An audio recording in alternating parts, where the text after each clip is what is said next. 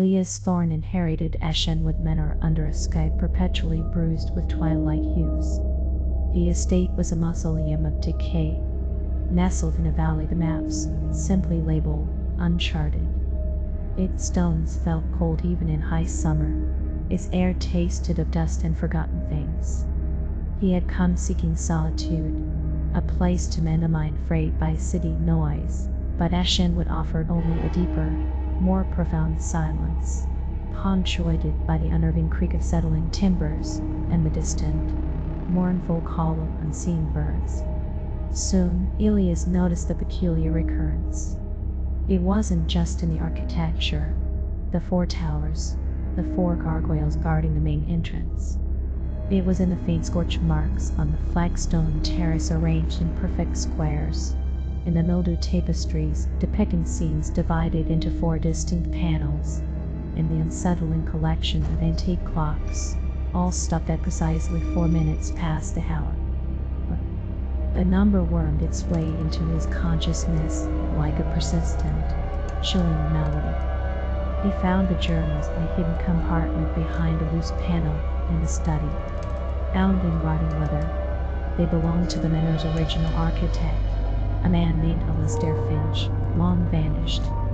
Finch's fiery script chronicled an obsession not just with numbers, but with the number 4. He wrote of it as a tetradic foundation, not of mathematics, but of reality itself.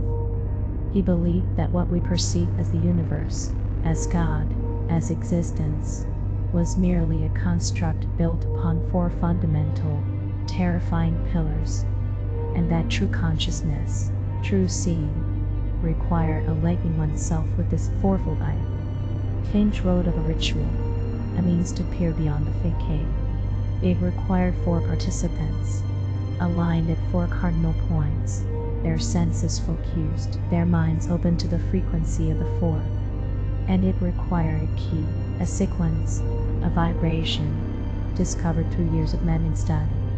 He mentioned a hidden aperture, a place outside the tetradic foundation, accessible only through this convergence. Elias, isolated and increasingly consumed by the Manor's oppressive atmosphere and Finch's descent into cosmic dread, became fixated. He had no 4 others, but Finch's later entries spoke of a simulacrum, a way for a single mind, sufficiently attuned and using the Manor's resonance structure as a conduit, to approximate the alignment. He found the sequence scrawled on the final, ripped page, a series of tones, geometric shapes, and a pulse. The air in the Manor grew colder as he prepared. Shadows seemed to deepen, coalescing into vaguely human shapes just outside his peripheral vision. The silence was no longer empty, but filled with a low hum, a vibration that resonated deep within his bones. Following Finch's instructions, he positioned himself in the central hall, the 4 main corridors radiating away like the arms of a terrible cross. He spoke the tones, traced the shapes in the air with trembling fingers, and focused his will, imagining 4 points of awareness, 4 distinct versions of himself anchored in the Manor's 4 corners, all looking inward.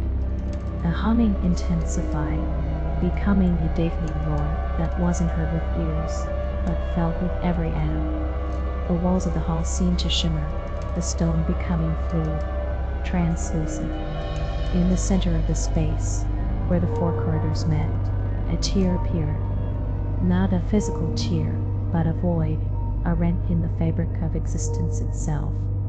It was absolute blackness, yet it pulsed with an unimaginable energy, drawing in the light, the air, the very notion of being. And in that void, Elias saw it.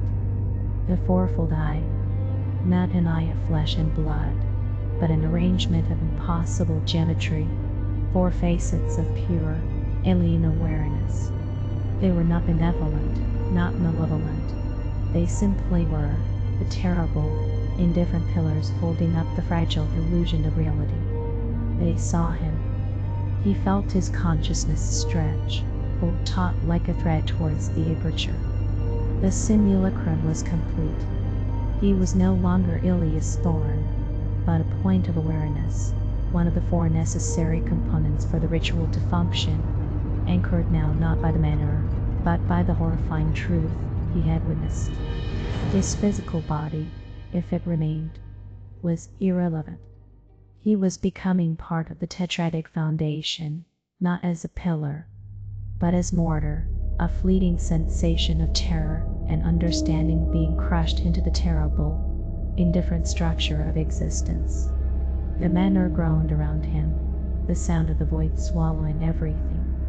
The light died in Ashenwood. The silence returned, heavier now, more absolute. The number 4 remained etched into the very dust, a chilling reminder of what lay beneath the surface, and what happened to those who dared to look upon the fourfold eye.